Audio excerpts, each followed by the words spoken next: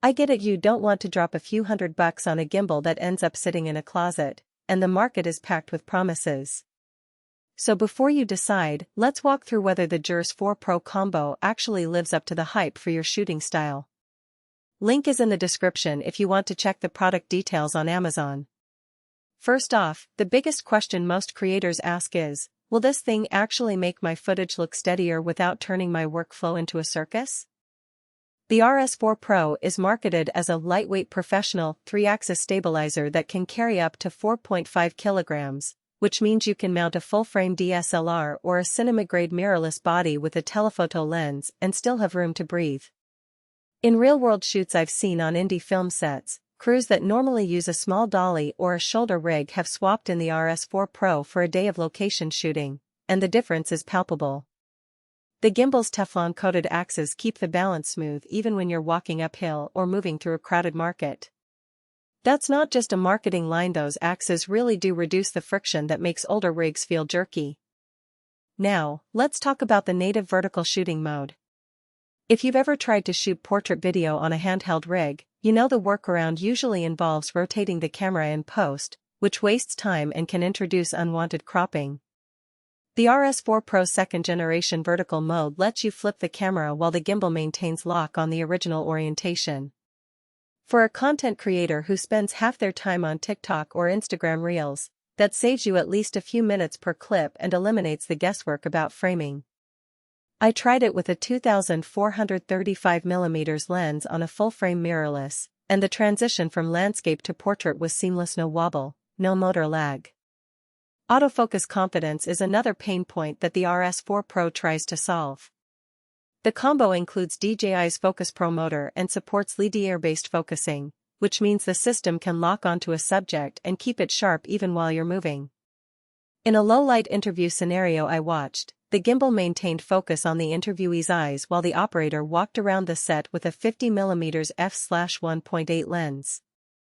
The focus didn't hunt, and the video stayed clean. That's a huge plus if you're shooting events, weddings, or any situation where you can't manually refocus every few seconds. However, the system does rely on a stable connection between the gimbal and the focus motor, so if you're using a third-party lens without the DJI mounting adapter, you might lose that automatic precision. Battery life is a practical concern for anyone who shoots on location. DJI claims roughly 8-hour operation on a full charge, and in the field tests I've seen, that holds up pretty well when you're running a camera, the focus motor, and the optional shotgun microphone at the same time. The built-in OLED touchscreen makes it easy to keep an eye on remaining runtime, and the auto-lock feature prevents accidental power drain when the gimbal is idle. That said, the battery does add a few hundred grams, so if you're trying to stay under a strict weight limit for a drone-mounted rig or a handheld mountain climb shoot, you'll need to factor that in. Speaking of the OLED screen, the menu system is designed to be more intuitive than some older DJI rigs that required you to dive into nested settings. You can toggle between pan follow, lock mode, and the new sport mode with a swipe, and the screen gives you real-time feedback on tilt angle, roll, and focus distance. For beginners, that visual cue reduces the learning curve dramatically.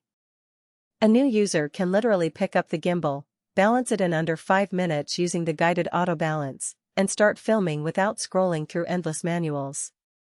That said, the menu isn't completely friction-free. Some users have reported that the touch response can be a little sluggish when you're wearing gloves, which can be annoying on cold shoots. Who should actually buy this combo?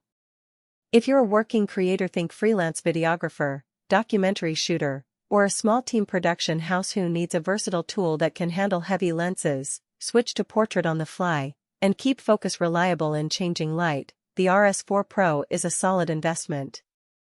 The inclusion of the shotgun microphone also means you get decent onboard audio without having to lug a separate recorder, which is a nice time saver for run-and-gun style projects. On the other hand, if you're a hobbyist who only shoots casual vlogs with a lightweight mirrorless kit, the extra payload capacity and focus motor might be overkill. You could get a cheaper 2-axis stabilizer and still achieve acceptable footage for YouTube. Likewise, pure drone pilots should look elsewhere. The RS4 Pro's weight and size make it unsuitable for aerial mounting. Let's break down a couple of practical strengths.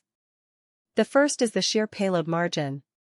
I saw a filmmaker mount a 70,200mm f/2.8 with a follow focus rig and still have room for a small external monitor. The gimbal didn't strain, and the motor stayed cool even after